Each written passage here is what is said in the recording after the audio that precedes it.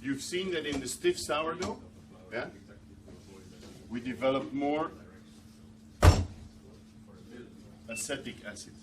It has a more vinegary flavor. In the liquid sourdough, we've seen that we have more lactic flavors. Sweet. Yeah? Now, if you would even drive that to an extreme and you keep your stiff sourdough at 20 degrees, it will get even more acidic. If you keep your liquid sourdough at 35 degrees, you will even have that more lactic flavor. Now, how come? We've also seen that we've measured the pH, and the pH of the stiff sourdough was 4.02, whereas from the liquid sourdough it was 3. Ineke, you took note? 3.7. It was more sour. The vloeibare, the liquid one. 375. Yeah? That is because in a liquid sourdough, the production of organic acids is higher than in a stiff sourdough. Yeah? There's a very simple reason for that, is that when you have a liquid sourdough, the transport of nutrients to the lactic acid bacteria and the yeast goes faster. So it's like they go to a fast food restaurant and they have immediately access to easy food. Whereas in a stiff sourdough, the transportation of the water is slower, and so the nutrients are getting slower to the microorganisms to create these lactic or acetic acids. Karl, I have always felt that a very liquid sourdough made a more sour bread, but everywhere you read they say a stiffer one does. So what do you think? If you want a more sour bread, which one would you He use? says stiff. Liquid. Okay. No, wait, no. Now that's what I've always said too. No. Lactic? Yes, more sour. More sour. More sour is different than. It depends what you mean by sour. If you want a bread that when you eat it, that starts tickling on your tongue, sour that gives flavor. you the cheeks, where Yep. you like the San tannin. Francisco sour, then you're better off with a stiff sourdough, Okay. because you have these acetic acids that are produced They're the sour and a ones. higher ratio. Yeah. Whereas you go for liquid, you have that more smoother, but even then it's more. It could be that you have. And you what have happens more is acid. it We will over-ferments measure. faster. We will take a sample to the factory Okay. to do the titration, and we will see that the liquid, the level of acidity is higher in the liquid than in the stiff. And you have to. Yes. So Karl, my sourdough is quite acidic and there's lactic. That's because I've been keeping it at a lower temperature. No, at a higher temperature. If it's lactic, it means that you keep it at a higher temperature. It's acidic. What? This is quite acidic. Yes. Put it after I shake. Is that because I keep it at a lower temperature? No, that might be because the flora, the dominant species of microorganisms are more from the heterofermentative side. So I will draw some. There is 2 types of lactic acid bacteria.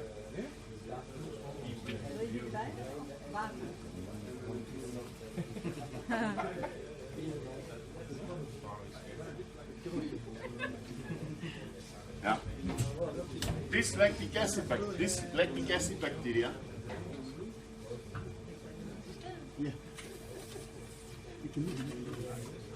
is producing lactic acid. Yeah? Whereas we have another one.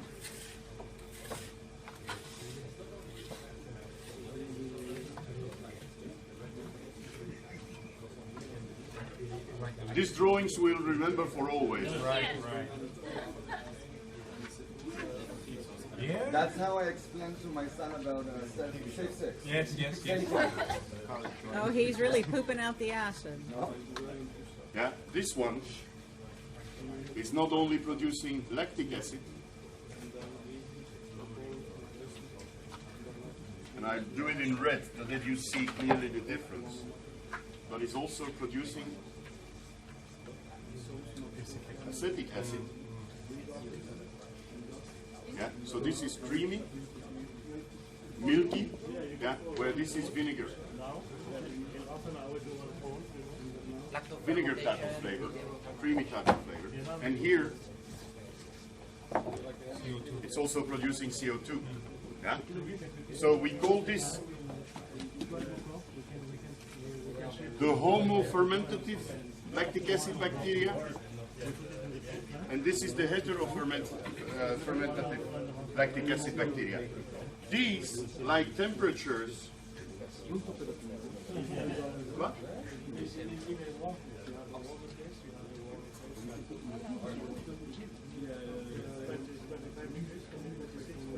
Yeah, where if you have a homo-fermentative, they prefer warmer temperatures. When you make yogurt, it's better to keep in temperature if you want a nice smooth yogurt. Well, with sourdough, it's not the same. But it's the same. All right? Okay. Now, something else I would like to add to the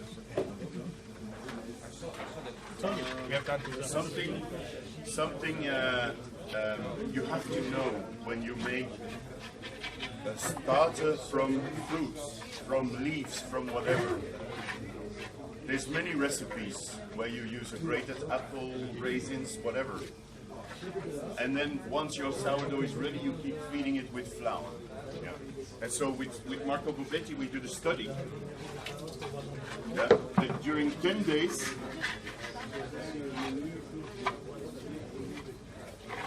yeah.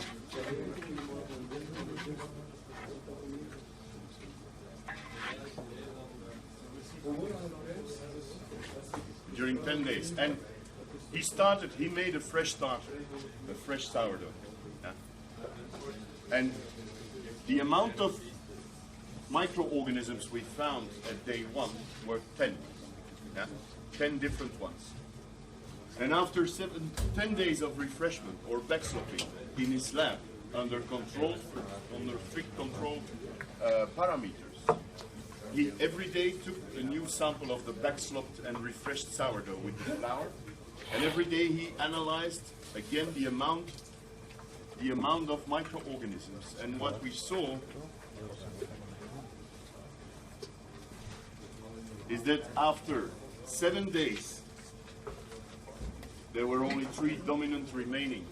Yeah, it shows that if you start with the fruit, it's nice. First day, second day, third day, and then you start losing because the flora of the flour is taking over anyhow.